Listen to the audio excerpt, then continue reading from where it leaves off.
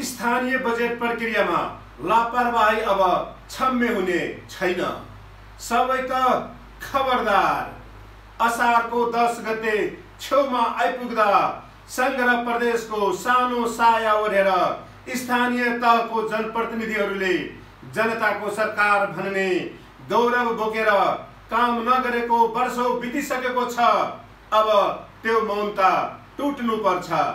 स्थानीय सरकारको अर्थशास्त्र केवल अङ्कको हिसाब होइन, त्यो गाउँको घाँटी सुकाएर लत्ता कपडा नपाएर बालबालिकाको शिक्षा हो। स्वास्थ्य चौकीमा पर्खदा बिर्सिएका आमा हुन् र सडक नबन्दा ट्र्याक्टर पल्टिने किसानको दुःख हो। बजेटको छ, बजेट जनताको छ, त्यसको मालिक पनि जनता नै हुन्। त्यसैले अब कोही पनि यो प्रक्रिया असंवेदनशील ढङ्गले चलाउन पाउँदैन।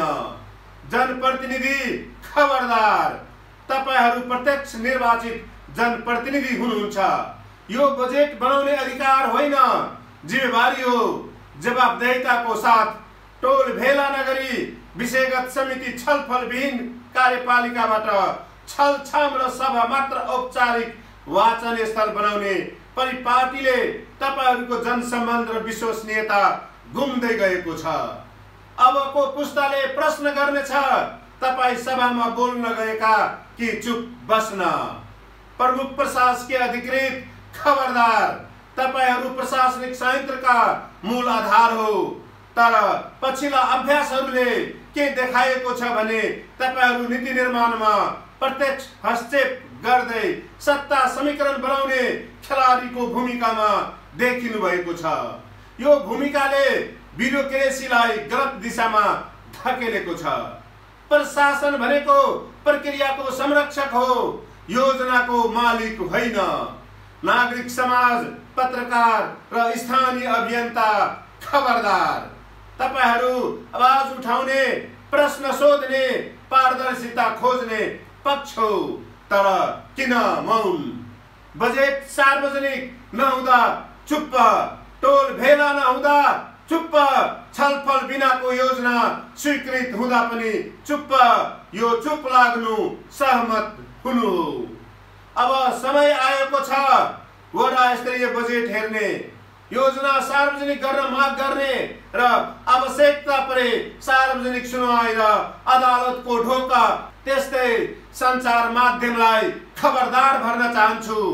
बजेट पेश भएको दिन खबर लेख्ने तर योजना पढेर नजाने, नीति कार्यक्रमको वाचन मात्र रिपोर्ट गर्ने तर त्यसको क्रियान्वयनको फाइलमा नजाने।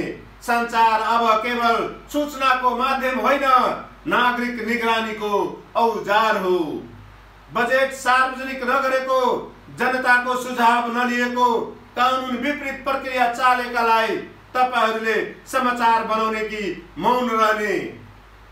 आम जनतालाई खबरदारी भन्न चाहन्छु। तपाईहरूको मौनताले यिनले यो मनपरी गरिरहेका छन्। टोल भेला नभए भन्नुस्, योजना थाहा नभए वडा गेट ढकढक्याउनुस्, बजेट कहाँ गयो थाहा नभए पत्रकारलाई सोध्नुस्। बजेट नागरिकको कर र अधिकारबाट बनेको हो, त्यो एकजनाले होइन सबैको अधिकार हो। त्यसो भए अब के गर्ने? अब बजेट सभामा प्रस्तुत भएको दिनमै सार्वजनिक गरिनुपर्छ। वडा स्तरीय बजेट सार्वजनिक गर्नुपर्ने कानुनी दबाव सिर्जना गर्नुपर्छ। सार्वजनिक सुनवाई अनिवार्य गर्न लगाउनुपर्छ। सञ्चार, शिक्षक, युवा, व्यवसायी, नागरिक समाज सबै मिलेर बजेट अनुगमन मञ्च गठन गर्नुपर्छ। बजेटमा अनियमितता भेटिएमा जनहित मुद्दा हाल्नुपर्छ। त्यसो भए अब के गर्ने? अन्त्यमा जनताको सरकारको त्यसो भए जनताको सरकारमा जनताको नै बजेट लुटिने हो भने त्यो शासन होइन, लाज हो। अब स्थानीय तहमा कानुनी, नैतिक र नागरिक जिम्मेवारीको पुनर्स्थापना गर्ने पर्छ। 7औं चरणको प्रक्रिया पूरा नगरी बजेट पारित गर्ने परिपाटीको अन्त्य हुनुपर्छ। यदि तल्लो तहकै सरकारको प्रक्रिया विकृत भयो भने संघीयताको भरोसा हराउँछ र जनता फेरि निराशाको गहिरो खाडलमा फर्किन्छ। त्यसैले अब खबरदार भनौं, खबरदारी गरौं।